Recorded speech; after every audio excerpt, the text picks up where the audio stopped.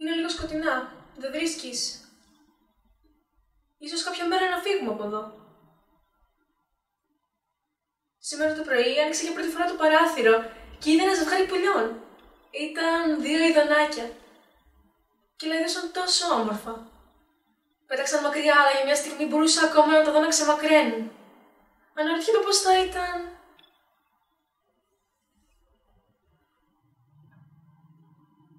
Δεν χρειάζεται να μείνουμε, ξέρεις. Τι σκέφτεσαι για εκείνη την πρόταση που μας έκανε η μαμά? Για το πανεπιστήμιο. Έχει δίκιο, ξέρεις, σε 1 μήνα θα κλείσουμε τα 18. Δεν πιστεύεις πως ήρθε η ώρα να...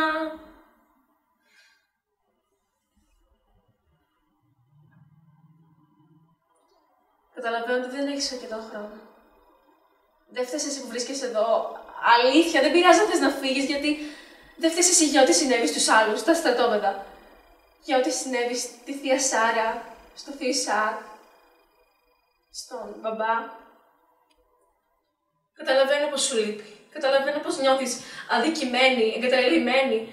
Μα εσύ τα κατάφερες. Οτιδήποτε άλλο τώρα δεν έχει σημασία.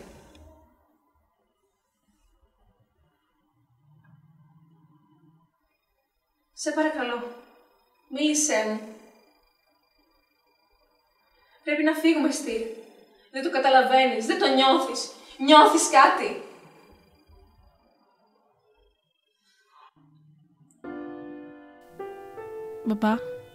Μπαμπά μ' ακούς? Μου μίλησες? Δεν το κατάλαβα. Τι συμβαίνει? Δεν μπορώ να καταλάβω για ποιο λόγο βρισκόμαστε εδώ. Δεν καταλαβαίνω. Πού μας πάνε? Μπαμπά, γιατί δεν μου απαντάς? Εστίρ, κάποια στιγμή θα μάθεις πως δεν είναι όλοι τόσο αγνοί και φωτεινοί όσο εσύ. Μα δεν... Από εδώ και στο εξής θα γνωρίσεις έναν κόσμο διαφορετικό από αυτόν που ήξερες. Στον κόσμο αυτό, ισχυροί άνθρωποι βλάπτουν άλλους ανθρώπους λόγω της θρησκείας τους.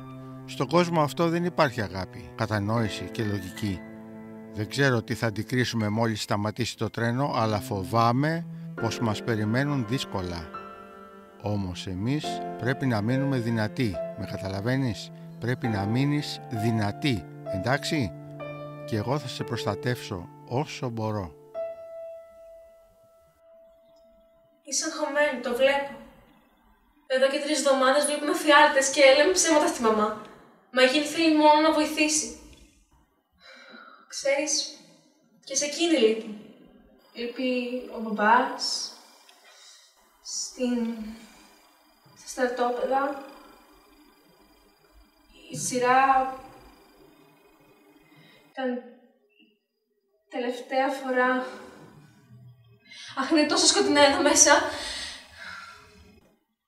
Έλα, Εστίρ, σήκω, πρέπει να δούμε λίγο φως. Πρέπει να ξαναρχίσουμε. Δεν έχουμε ζήσει τίποτα ακόμα. Δεν έχουμε πάει στο πανεπιστήμιο, δεν έχουμε κάνει τη δική μας οικογένεια, δεν έχουμε αναμνήσεις, δεν έχουμε ζήσει ακόμα. Σήμερα το πρωί άνοιξε για μια στιγμή το παράθυρο και το ένιωσα. Για μια στιγμή το ένιωσα.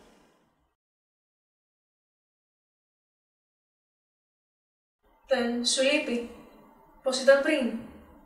Θυμάσαι πώς ήταν πριν? Όχι, δεν χρειάζεται να θυμηθείς. Θα σε συγχωρήσω, Εστίρ. Θα προσπαθήσω, γιατί δεν μπορώ να μείνω άλλο εδώ μέσα στο σκοτάδι. Θα προσπαθήσω να πιστέψω. Εστίρ. Εστίρ. Πώς θα συγχωρέσεις τον εαυτό σου, αφού δεν υπάρχει εκείνος για να συγχωρέσει εσένα? Ο μπαμπάς. Όχι, Εστίρ. Ο Θεός.